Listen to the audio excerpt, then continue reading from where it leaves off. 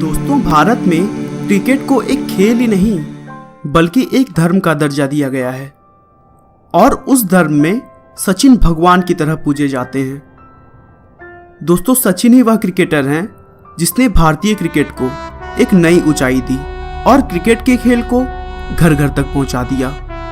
एक समय तो ऐसा था कि सचिन के आउट होते ही आधा भारत टीवी बंद कर देता था और क्रिकेट में सचिन को भगवान का दर्जा देना शायद इसलिए भी सही है क्योंकि अगर रिकॉर्ड्स की बात करें तो सचिन के आसपास भी कोई नहीं भटकता। सबसे ज्यादा रन बनाने का रिकॉर्ड हो या शतक मारने का या फिर चौका लगाने का ही क्यों ना हो, सचिन हर रिकॉर्ड्स में सबसे आगे है। एक बार तो सचिन तेंदुलकर की तारीफ में एक ऑस्ट्रेलियन प्रशंसक ने कहा कि अपराध तब करो जब सचिन बैटिंग कर रहा हो, क्योंकि भगवान भी उस समय उनकी बैटिंग देखने में व्यस्त होते हैं। सचिन भारत के सर्वोच्च नागरिक सम्मान भारत रत्न से सम्मानित होने वाले पहले खिलाड़ी हैं। इसके अलावा उन्हें राजीव गांधी खेल रत्न पुरस्कार से भी सम्मानित किया जा चुका है। सचिन एक अच्छे खिलाड़ी होने के साथ ही साथ एक अच्छे इंसान भी हैं। वे हर साल 200 बच्चों के पालन पोषण की जिम्मेदारी के लिए अपनालय नाम की एक गैर सरकारी संगठन भी चलाते हैं। दोस्तों, आइए बिना आपका समय खराब किए हम सचिन तेंदुलकर के बचपन से लेकर क्रिकेट में उनकी अद्भुत सफलता तक के सफर को शुरू से जानते हैं। सचिन रमेश तेंदुलकर का जन्म 24 अप्रैल 1973 को राजापुर के एक मिडिल क्लास मराठी फैमिली में हुआ था। उनके पिता का नाम रमेश तेंदुलकर था, जो एक लेखक और प्रोफेसर थे, और उनकी मां का नाम रजनी तेंदुलकर था, जो एक इंश्योरेंस कंपनी में काम करती थी। यह बहुत कम लोग जानते होंगे कि सचिन तेंदुलकर अपने पिता रमेश तेंदुलकर की दूसरी पत्नी के पुत्र हैं। रमेश तेंदुलकर की पहली पत्नी से 3 संतानें हुई, अजीत, नितिन और सविता, जो कि तीनों सचिन से बड़े हैं। सचिन तेंदुलकर का नाम उनके पिता रमेश तेंदुलकर ने अपने प्रिय संगीतकार सचिन देव बर्मन के नाम पर रखा था। सचिन को क्रिकेट का शौक बचपन से ही है, लेकिन शुरू से ही वह बहुत ही शरारती बच्चों में गिने जाते थे, जिसकी वजह से अक्सर स्कूल के बच्चों के साथ उनका झगड़ा होता रहता था। सचिन की शरारतों को कम करने के लिए उनके बड़े भाई अजीत ने उन्हें 1984 में क्रिकेट एकेडमी ज्वाइन कराने का सोचा और रमाकांत आचरेकर के पास लेकर गए।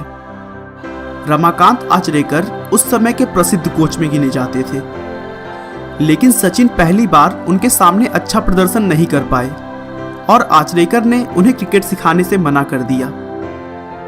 लेकिन बड़े भाई अजीत के रिक्वेस्ट पर आचरेकर ने फिर से एक बार सचिन का मैच देखा, लेकिन इस बार वे सचिन को एक पेड़ के पीछे से छुपकर देख रहे थे और तब सचिन ने बहुत अच्छा मैच खेला था, जिससे उन्हें पता चल गया कि सचिन केवल हमारे सामने खेलने में असहज महसूस कर रहे हैं। और फिर उन्होंने सचिन को अपने एकेडमी में ले लिया और क्रिकेट सिखाना शुरू कर दिया। आगे चलकर आचरेकर को सचिन के बैट पकड़ने के तरीके से प्रॉब्लम थी, क्योंकि सचिन बैट को बहुत नीचे से पकड़ते थे और आचरेकर के हिसाब से इस तरह से बैट पकड़ने पर अच्छे शॉट्स नहीं लगाए जा सकते थे। इसीलिए उन्होंने सचिन को बैट को थोड़ा ऊपर पकड़कर खेलने का सलाह दिया, लेकिन इस बदलाव से सचिन कंफर्टेबल नहीं फील कर रहे थे और इसीलिए उन्होंने आचरेकर से रिक्वेस्ट किया कि उन्हें नीचे बैट पकड़कर ही खेलने दें।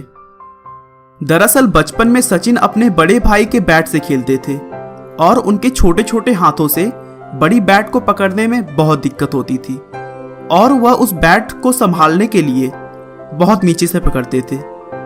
वहीं से उन्हें बैट को नीचे पकड़ने की आदत हो गई।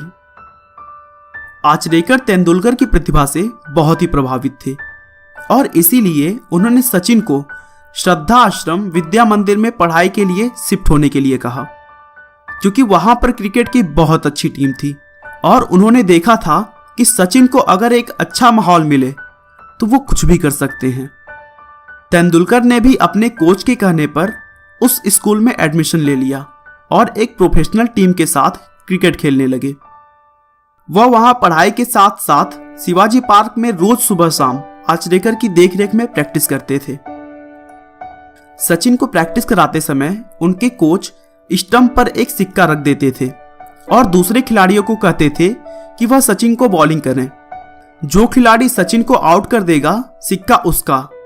अगर सचिन को कोई भी खिलाड़ी आउट न कर सका तो सिक्का सचिन का होता था। सचिन के पास आज भी उनमें से 13 सिक्के हैं जिन्हें वह सबसे बड़ा इनाम मानते हैं। सचिन के मेहनत और प्रैक्टिस के दम पर उनका खेल बहुत ही जल्दी निखर गया और वह लोगों के लिए चर्चा का विषय बन गए। उन्होंने अपनी स्कूल टीम की तरफ से मैच खेलने के साथ ही साथ बंबई के प्रमुख क्लबों से भी खेलना शुरू कर दिया। शुरू में सचिन को बॉलिंग का बहुत शौक था, जिसकी वजह से 1887 में वे 14 साल की उम्र में बॉलिंग सीखने के लिए मद्रास के MRF पेस फाउंडेशन गए, जहां ऑस्ट्रेलिया के तेज गेंदबाज डेनिस लिली ट्रेनिंग देते थे।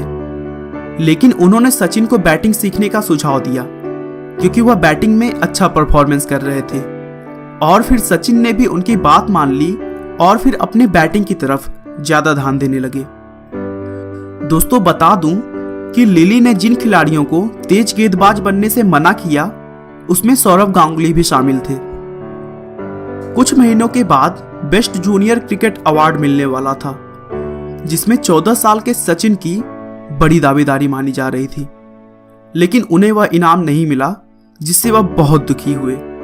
और तभी उनका मनोबल बढ़ाने के लिए पूर्व भारतीय बल्लेबाज सुनील गावस्कर ने उन्हें अपने पैड की एक जोड़ी दे दी। तेंदुलकर ने लगभग 20 साल बाद 34 टेस्ट शतक की गावस्कर के विश्व रिकॉर्ड को पीछे छोड़ने के बाद इस बात का जिक्र किया था। उन्होंने कहा कि यह मेरे लिए उस समय प्रोत्साहन का सबसे बड़ा स्रोत था। 14 लेकिन एक बार लय में आने के बाद सचिन ने 2013 में भारतीय डाक विभाग ने उनके नाम का डाक टिकट जारी किया। इस सम्मान से सम्मानित होने वाले वह एकमात्र क्रिकेटर हैं। 2014 में सचिन को भारत के सर्वोच्च नागरिक सम्मान भारत रत्न से भी सम्मानित किया गया। भारत रत्न से सम्मानित होने वाले वह पहले खिलाड़ी हैं। कि पर्सनल लाइफ की बात करें तो 1995 में उन्होंने अंजलि तेंदुलकर से शादी की। उनके 2 बच्चे भी हैं जिनका नाम सारा और अर्जुन है। सचिन अपने शांत और सरल स्वभाव के लिए विश्व भर में प्रसिद्ध हैं।